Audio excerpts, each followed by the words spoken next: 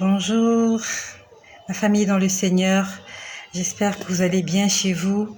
Je rends grâce à Dieu encore pour ce jour, pour ce 10 mars 2021. Comme c'est intitulé, que rien ne t'ébranle, tout ce que Dieu a promis de faire, il va le faire. Que rien ne t'ébranle, Dieu m'a dit qu'il accomplira toutes ses promesses. L'année dernière, nous sommes au mois de mars. L'année dernière, au mois d'avril, nous étions en plein confinement. Le Seigneur avait ôté la paix de mon cœur parce qu'il me demandait de faire quelque chose. En fait, il m'avait demandé d'entreprendre, de démarrer une entreprise. De lui-même, il m'a demandé de démarrer une entreprise. Il m'a montré exactement ce qu'il fallait que je fasse. Et ça a commencé l'année dernière. On va dire que nous sommes entrés en confinement au mois de mars. Ça s'est passé, je crois, au mois d'avril. Vraiment, pendant tout le confinement, le Seigneur avait ôté la paix de mon cœur. En fait, quand je dis la paix, je ne dormais plus. Quand je dormais la nuit, il me montrait les mêmes choses tous les jours, tous les soirs. Ça m'avait ôté la paix, je ne dormais plus. Après, j'ai posé la question au Seigneur, est-ce que c'est ce qu'il voulait que je fasse? Il me l'a confirmé. Donc, je me suis lancée dans cette entreprise que le Seigneur lui-même m'a demandé de faire. Et toi qui m'écoutes, j'aimerais que tu saisisses ces paroles. S'il te plaît, saisis ces paroles. Dieu ne ment pas. Dieu ne ment pas. Je viens vous parler parce que c'est lui qui me demande de vous parler. Il me demande de nous fortifier. Que par mon expérience, que beaucoup de personnes soient fortifiées. Toi qui m'écoutes, peut-être qu'il y a des choses qui ne marchent pas dans ta vie. Il y a deux choses. Soit tu es sur la bonne route et il faut que tu gardes la foi. Soit tu n'es pas sur la bonne route, il faut que tu t'arrêtes et que tu demandes au Seigneur de te guider. Il y a deux choses. Ou tu es sur le bon chemin. Et il faut juste que tu persévères, ou alors tu n'es pas sur le bon chemin. Et moi, je me suis lancée dans cette entreprise, c'est Dieu lui-même qui me l'a demandé. J'y pensais, mais pas le faire maintenant. Et il m'avait dit qu'il fallait que je le fasse. Amen, Denisa. Amen, Inès. Saisis-le. Écoute bien. Lui-même, il est venu me demander de monter une entreprise. Il m'a dit, voilà ce que tu vas faire.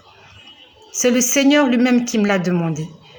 Je dis, Seigneur, j'ai pas d'argent. J'ai commencé petit à petit à faire les papiers, à faire les documents. Et j'ai commencé cette activité en octobre. Nous sommes aujourd'hui en mars. L'activité ne marche pas comme je veux. Et l'activité ne marche pas comme le Seigneur me l'a promis. On va dire un peu que je roule à perte. Et il y a quelque temps de cela, Amen Marcel, j'ai saisi ta parole. Amen, saisis-le bien. Donc, je vais dire que voilà, j'ai commencé l'activité en octobre, novembre, décembre, janvier, février, mars. Donc, ça fait 5 mois. Honnêtement, on va dire que je tourne à perte. Vraiment, je tourne à perte. Mais c'est le Seigneur lui-même qui m'a demandé de le faire. Donc, il y a quelque temps de cela, nous étions en prière avec les enfants. Ce soir-là, je me rappelle, c'est ma fille qui était en train de conduire la prière. Et elle a demandé au Seigneur de bénir mon entreprise. C'était son sujet de prière. Elle a proposé, elle a dit, nous allons prier pour l'entreprise de maman, ce que maman est en train de faire, que ça puisse marcher. Et elle a vraiment prié ce soir-là. Et le soir, le Seigneur m'a montré comment l'entreprise avait démarré et que j'avais déjà 15 partenaires. Il m'a montré que j'en avais déjà 15, alors que actuellement, j'en ai à peine 6 et ça rapporte pas vraiment. Donc, il m'a montré 15 partenaires. Ce soir-là, quand l'enfant a prié, c'est pour ça que toi qui m'écoutes, prie avec les enfants. Si tu as des enfants chez toi à la maison, Dieu écoute les prières des enfants. Les enfants ont la foi. Les enfants sont innocents. La Bible nous dit que Nous devons nous rapprocher de lui comme des enfants. Il a dit, le royaume des cieux appartient à ceux qui leur ressemblent. Prie avec les enfants. Même si tu n'as qu'un enfant à la maison, prends-le. Quand tu pries, quand tu as un sujet de prière, prends l'enfant. Demande à l'enfant d'intercéder avec toi. Le Seigneur, la prière des enfants monte droit. Parce que les enfants ont un cœur pur. Ne prie pas seul. Si tu as des petits-enfants, même s'ils sont turbulents la journée, c'est pas grave, ils sont tous turbulents. La nuit, prends-les au sentiment, tiens-les par la main, priez ensemble. Donc ce soir-là, ma fille avait prié avec ferveur. Et le Seigneur, le soir, m'a montré comment j'avais 15 partenaires. Sauf que j'ai vu que la structure n'avait pas de lumière. Quand je dis n'avait pas de lumière, on était dans une grande pièce. Il y avait les 15 partenaires avec moi dans la pièce, mais j'allumais, en fait, il commençait à faire nuit, et j'allumais l'interrupteur ne s'allumait pas. Mais les 15 partenaires étaient dans la salle avec moi, mais nous étions dans l'obscurité. Quand j'ai vu ça ce soir, en fait, j'ai pas compris, je me suis dit quoi, il manque la lumière. Je dis, mais quelle lumière il manque? Quelle lumière il manque? Vraiment, j'ai commencé à réfléchir. C'est pour ça que toi qui m'écoutes, quand le Seigneur te montre quelque chose, tu n'as pas compris, pose-lui la question. Dieu nous parle à tous sans exception. Dieu t'a montré quelque chose, même si tu ne te rappelles pas de tout ce qu'il t'a montré. C'est un petit songe, c'est une petite image, c'est une petite intuition, c'est une petite pensée. Dieu est en train de te parler. Le problème, c'est que on néglige tout. La Bible dit Dieu parle tantôt d'une manière, tantôt d'une autre, sauf que nous ne faisons pas attention. Mais Dieu nous parle toujours. Et cette nuit-là, le Seigneur m'a montré comment j'avais les 15 partenaires, mais là où on était, il n'y avait pas la lumière. J'ai essayé d'allumer la lumière avec l'interrupteur, mais il n'y avait pas de lumière. Et le lendemain, j'étais en train de réfléchir. Je dis, Seigneur, la lumière signifie... En fait, je réfléchissais. Je dis, mais la lumière signifie quoi? Qu'est-ce qu'il manque pour que ça marche? J'ai dit, j'ai fait ce que tu m'as demandé. Vraiment, ça ne marche pas. À la limite, je ne m'inquiète pas. Sauf que, comme il est écrit, faites connaître vos besoins à Dieu par des prières, des supplications. C'est ce que je fais et des actions de grâce. Donc, je lui demande, Seigneur, envoie-moi les partenaires. Je t'en supplie. Après, je lui dis, action de grâce. Je dis, Seigneur, merci parce que tu vas faire. Et ce jour-là, je vois qu'il manque la lumière. Personnellement, j'ai commencé à réfléchir. Je me suis dit peut-être, comme je n'ai pas, comment on appelle ça? Il y a un terme là, une offrande, voilà. Je me suis dit que peut-être parce que je n'ai pas fait une offrande, j'ai dit mais Seigneur, je n'ai même pas cet argent pour faire l'offrande. Regarde, depuis que j'ai commencé cette activité, en fait, je suis en train de dépenser, il n'y a même pas encore des entrées. Personnellement, j'ai pensé que c'est parce que je n'ai pas fait une offrande. Ça, c'était personnellement. Je me suis dit, je vais essayer de faire une offrande. Je vais essayer. Et hier, nous sommes le 10, hier nous étions le 9. Donc hier à midi, pendant ma pause déjeuner, je priais. Pourquoi je priais? Parce que dans la nuit, le Seigneur m'a montré que dans ma maison, il y avait des ampoules, mais en fait, les ampoules étaient là, mais n'étaient pas allumées. Et quand j'ai vu ça, je me suis rappelé de ce que le Seigneur m'avait montré le soir quand l'enfant a prié pour moi. J'ai dit, la dernière fois, le Seigneur m'a montré que l'entreprise n'a pas la lumière. Et cette nuit, il m'a montré que les ampoules, en tout cas des belles ampoules, comme celles que vous voyez là, voilà, celles qui sont chez moi là, comme le lustre qui est là, pour ceux qui voient. Vraiment, c'était des belles ampoules comme ça. En fait, voilà, on va dire, voilà. Mais c'est comme si il n'y avait pas encore la connexion. Donc, en fait, c'est comme une maison que vous avez construite. Il y a l'installation électrique, mais il n'y a pas encore le branchement du courant.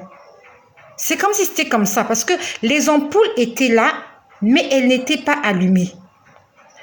J'ai prié hier après-midi, j'ai dit, Seigneur, qu'est-ce que ça signifie? Les ampoules ne sont pas allumées. J'ai dit, explique-moi. Parce que personnellement, moi, je me disais que c'était les offrandes. La Bible nous dit, ces voix ne sont pas nos voix. Ces pensées ne sont pas nos pensées. Toi, tu peux penser à quelque chose, tu peux te dire que c'est ça, mais il faut que tu demandes au Seigneur de te l'expliquer, de te confirmer. Ne te dis pas juste, je pense que c'est ça, non. Que lui-même, le Saint-Esprit, celui-là qui nous conduit dans toute la vérité, qui nous conduise. Vraiment, hier, je me suis concentrée, j'ai dit, Seigneur, cette activité, tu sais que ça ne marche pas. Et je ne me plains pas. Si ce n'est que de continuer à te supplier que tu m'envoies les partenaires que tu m'as promis. Si ce n'est que de te rendre grâce parce que j'ai la foi. Parce que cette activité, ce n'est pas de moi, c'est toi qui m'as demandé de monter cette affaire. Donc, j'étais en train de demander au Seigneur de m'expliquer la lumière qui manque là, c'était quoi? La lumière qui manque, c'était quoi? Après, j'entends ça. En fait, ça avait l'air de ne rien dire. J'ai entendu, l'oiseau fait un pas, l'homme fait un pas. Quelque chose comme ça. Oui, l'oiseau fait un pas, l'homme fait un pas. J'ai dit, mais ça signifie quoi? Qu'est-ce que ça signifie, Seigneur? Le Seigneur me montre un oiseau. L'oiseau fait un pas. Un petit oiseau qui a fait un pas. Vous savez que les oiseaux, ils sont tout petits. Et ils ne font pas des pas, ils sautent. Donc, l'oiseau avait sauté une fois. Et le Seigneur m'a dit, l'homme fait un pas. Après, j'ai vu un gros pied. Vraiment un gros pied qui a fait un pas. Après, j'ai commencé à entendre, j'ai entendu deux chansons. La première chanson disait, que le Seigneur me rappelle. La première chanson disait, ce que Dieu a promis, en fait, les bonnes choses que Dieu a promis te donner, il va les faire. Vraiment, la chanson disait, les bonnes promesses que Dieu t'a faites, il va les réaliser. C'était une chanson. Je l'entendais audiblement. C'est pour ça que je vous ai dit que dans mon répertoire, j'ai plus de 1000 chansons. Parce que j'entends beaucoup de chansons. Souvent, le Seigneur me répond par des chansons. Je ne sais pas si ces chansons-là existent quelque part. Est-ce que les gens les ont écrites, chantées, composées? Je n'en sais rien. Mais moi, j'entends des chansons. J'entends des mélodies. Et hier, j'ai entendu une mélodie qui disait les bonnes choses que Dieu a promis te donner, il va les réaliser. Après, j'ai entendu, je veille. C'était une chanson, mais c'était accentué par je veille. En fait, Dieu est en train de me dire, je veille sur ma parole afin de l'accomplir. En fait, si Dieu t'a promis quelque chose, faut pas t'inquiéter. Donc il m'a dit, un pas d'oiseau, un pas d'homme. La Bible nous dit, approchez-vous de Dieu et il s'approchera de vous. Tu t'approches de Dieu et il s'approchera de toi. Que les promesses que Dieu t'a faites, si elles ne se sont pas encore réalisées, que cela ne t'éloigne pas de Dieu, bien au contraire. Que cela approche-toi de Dieu. Ne baisse pas les bras. La Bible nous dit dans le livre de Hébreux au chapitre 11 nous dit, « Or sans la foi, il est impossible de lui être agréable. » La foi, c'est une ferme assurance des choses qu'on espère. Et on espère aux choses qu'on n'a pas vues. Tu ne peux pas espérer en quelque chose que tu as déjà vu. Quand on parle de l'espérance, on parle de quelque chose que tu n'as pas encore vu. C'est comme si tu vas rendre visite à quelqu'un, tu dis « j'espère que je la verrai ». J'espère que je le verrai. Mais quand tu as vu la personne, tu dis pas que j'espère. Non, tu dis je l'ai vu. Mais quand tu vas, tu ne sais pas ce que tu vas trouver, mais tu dis j'espère. Et c'est ça la foi. Tu es en train de partir quelque part. Tu n'as pas encore vu la chose. Tu n'as pas encore vu la personne, mais tu dis j'espère que je vais la trouver chez elle. Mais ce n'est pas parce que tu n'es pas encore arrivé que tu vas rebrousser chemin. Tu vas aller dans l'espoir que tu vas la trouver. Tu l'as peut-être appelée au téléphone. Peut-être qu'elle n'a pas répondu au téléphone ou son téléphone est fermé. Mais tu dis, je vais aller chez elle et j'espère que je la trouverai. Ça se passe comme ça avec le Seigneur. Tu avances. Tu n'as pas encore vu. Tu continues d'avancer. Tu dis, j'espère, j'espère, j'espère. Et il m'a dit, toutes les bonnes choses que je t'ai promises, je vais les accomplir. C'était comme pour me dire, reste tranquille, ne te plains pas. Reste tranquille, c'est moi-même qui t'ai demandé de faire ça, je vais le faire. Quand le Seigneur a parlé à Moïse dans le buisson ardent, Moïse n'avait aucune idée de tous les miracles que le Seigneur allait lui faire ou faire voir. Moïse ne savait pas que la mer Rouge allait s'ouvrir en deux. Moïse ne savait pas que l'armée de Pharaon allait être engloutie dans la mer. Moïse ne savait pas que dans le désert, il devait frapper sur le rocher afin d'avoir de l'eau.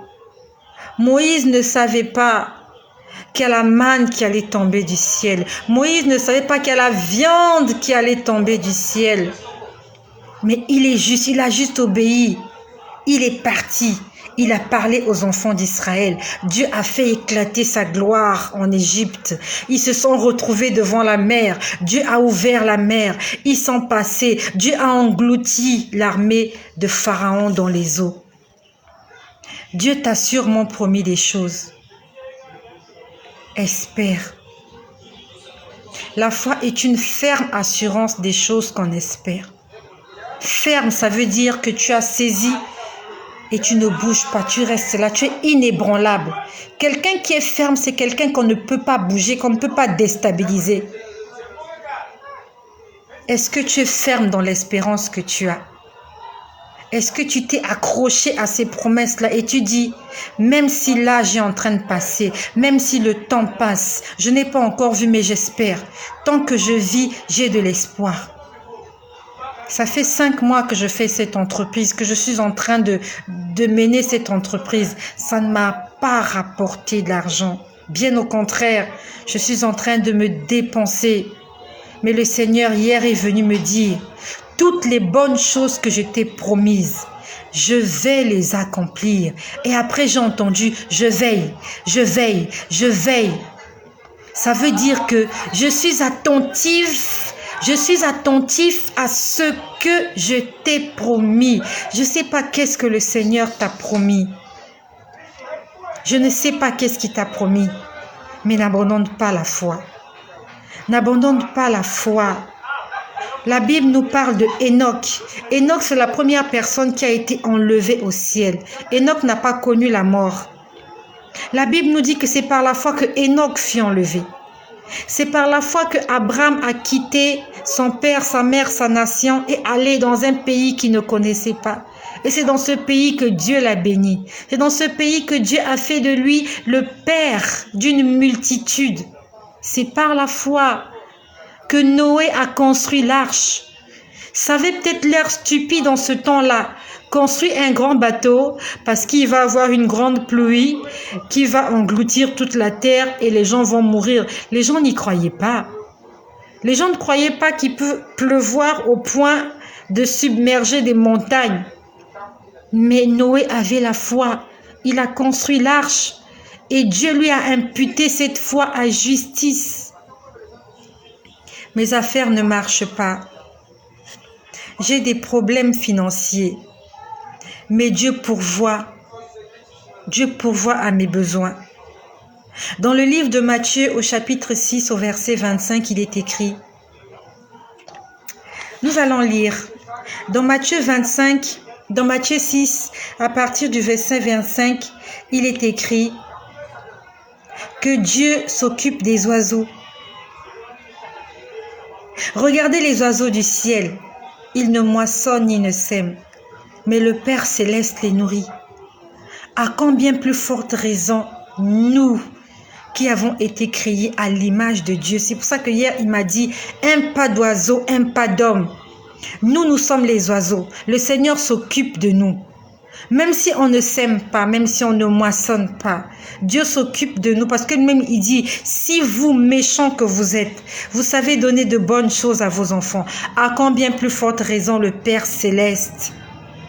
Dieu ne nous donnera pas des poissons. Dieu ne nous donnera pas des serpents à la place des poissons. Il ne nous donnera pas des pierres. Il ne donnera pas des cailloux à la place du pain. Garde la foi. Garde la foi. Tout à l'heure, j'étais en communication avec une sœur qui est au Maroc. Elle a des crises. Elle fait des crises. On a passé 3 jours de jeûne et prière. On a prié, mais ces crises continuent. Je lui ai dit, ma sœur, garde la foi. N'abandonne pas la foi pour autant. Garde la foi. Dieu va nous faire du bien. Il va nous étonner, il va nous épater. Lazare était mort. Ses sœurs étaient désespérées. Mais Dieu s'est servi de la mort de Lazare. Jésus s'est servi de la mort de Lazare pour faire éclater sa gloire. Si Lazare n'était pas mort, aujourd'hui on ne parlerait pas de Lazare dans la Bible.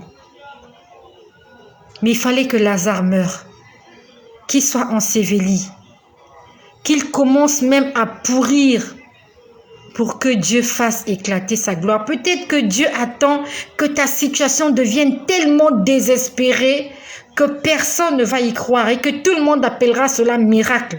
Peut-être que Dieu est en train d'attendre que ça puisse pourrir afin que les gens appellent cela miracle. Le miracle, c'est quelque chose qui est au-dessus de l'entendement humain. Le miracle, c'est la femme de 90 ans qui met au monde un fils.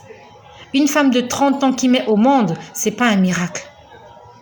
C'est une évidence.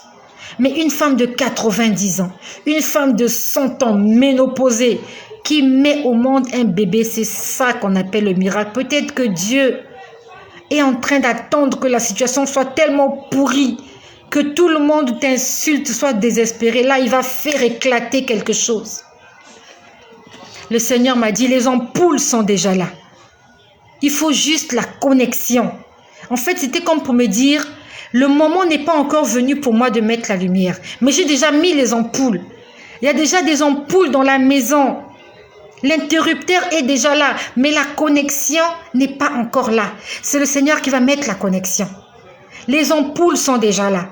Dans le monde invisible, les choses sont déjà assises. Même si dans le monde physique, je ne vois pas ces choses-là. Dans le monde invisible, Dieu a déjà mis les ampoules dans ma maison. Ce sont des belles ampoules comme celles que vous voyez là. Mais il manque juste la connexion. Dieu a dit, tout ce que j'ai promis, je vais te le faire. Et j'y crois. Je crois en ce Dieu-là qui m'a montré des choses extraordinaires. Si le Seigneur Jésus-Christ m'a sorti de l'enfer, s'il m'a montré des choses extraordinaires qui vont se passer dans la fin des temps, pourquoi ne viendrait-il pas répondre à mes prières? En plus, ce ne sont même pas mes prières. C'est lui qui m'a demandé de monter cette affaire-là. Et je sais qu'il va s'en occuper. Toi qui m'écoutes, ma sœur Inès Siami, je vois Kra-Ange qui est là. Je vois Marcel de Leslie. Je vois Kingsley qui est là. Je vois Bénédicte qui est là. Je vois Estelle Tebi qui est là. Je vois Denisa qui est là. Je ne sais pas qu'est-ce que le Seigneur vous a promis. Mais tenez ferme. N'abandonnez pas. Vaut mieux mourir avec la foi que de mourir sans la foi. Parce que Hébreu nous dit, sans la foi, il est impossible de lui être agréable. Si tu veux être agréable à Dieu, garde la foi jusqu'au bout.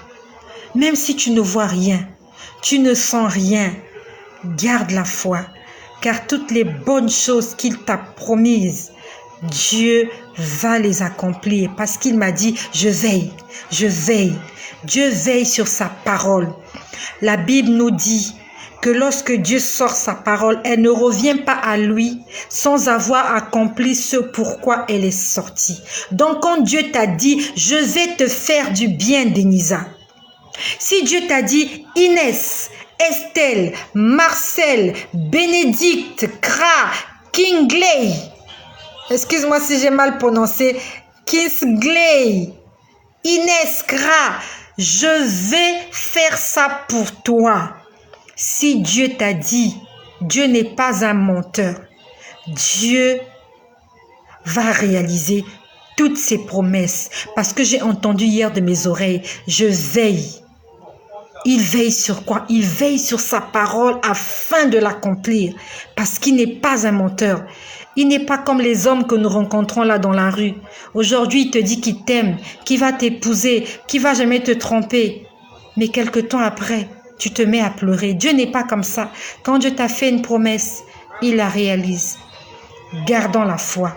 N'abandonnons pas. Notre Dieu va nous faire du bien. Soyez bénis au nom puissant et glorieux de Jésus.